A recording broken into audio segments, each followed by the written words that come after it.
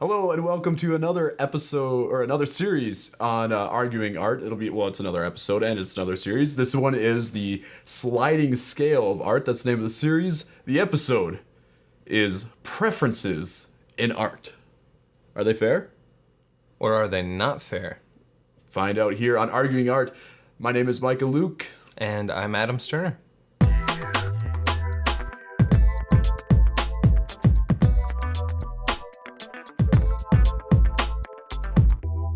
In this episode of Arguing Art, we are discussing preferences and if they're fair to bring into play when you are evaluating or discussing art. Some say yes, some say no. Okay, so we'll start with the yes, it's fair. The reason it's fair is because, remember how we talked about, when I say angry, you hear angry with different context, different understandings of angry, all that. We need to accept different preferences when defining art because each person is going to have a different experience with that art. The context of when it was seen, most likely, not most likely, it's just impossible for it to be the same.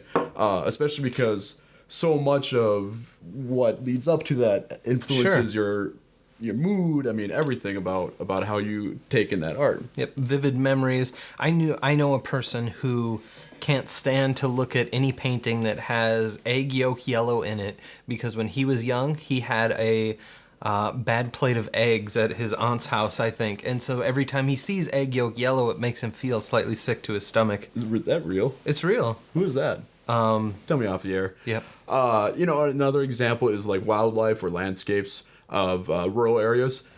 They don't speak to me, but I didn't grow up. Well, I grew up in the country, but I didn't grow up on that kind of art.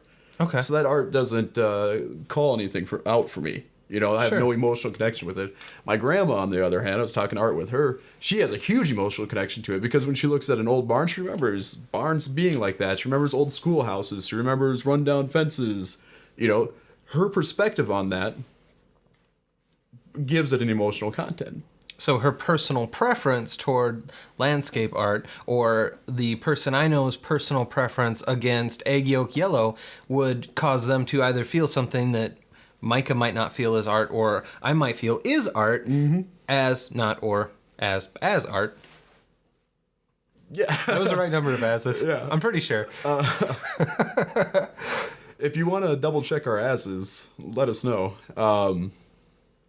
Okay, so that's an argument for it. Okay, now here's the argument against. This is where it gets into another little bit of a sliding scale, or like a slippery slope, rather. Adam, you want to present that one? Sure. Okay. The argument against is if you are allowing personal preferences to kind of fall into every one of these discussions, you land on that slippery slope, and that anyone's opinion about art could make it art, or could... basically could make it art. It couldn't not make it art. Right.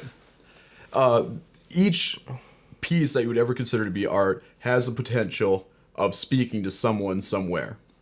Yes, or things that you don't consider art have the potential of speaking to someone in an artistic way.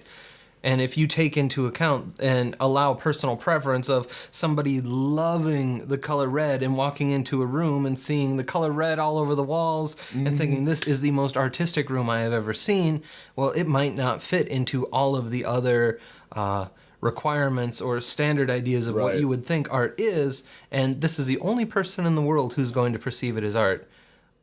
And that's where you land on the slippery slope. It's not saying that she's wrong. Maybe that red room is art, but that's an argument against why you wouldn't want to bring someone's personal preference in. Yeah, it's just a slippery... Eventually you find yourself having to accept every single thing in the world as being art. That's what it leads to. And there's that whole phrase, beauty is in the eye of the beholder. Maybe that's a sham. I don't know, what is your interpretation of that phrase? How do you feel about that phrase? Is it true? Is it not true? Does it mean that everything in the world must be art? Or has the potential to be art? At least the potential to be art. I don't know. Actually, I do know what I think. But And I know what I think. So what we would really like to know is what you think. Yes. So if you can come to arguingart.com, that's where the meat of our discussion is. It helps us easily get back to you when you leave a comment there, and it helps you connect with other people who are interested in discussing art. yeah, so come on over and check us out. Feel free to rate and leave comments wherever you're looking at us now, but we definitely want you to come over to arguingart.com and check out our other videos, our other articles, all sorts of great stuff. Thanks for watching.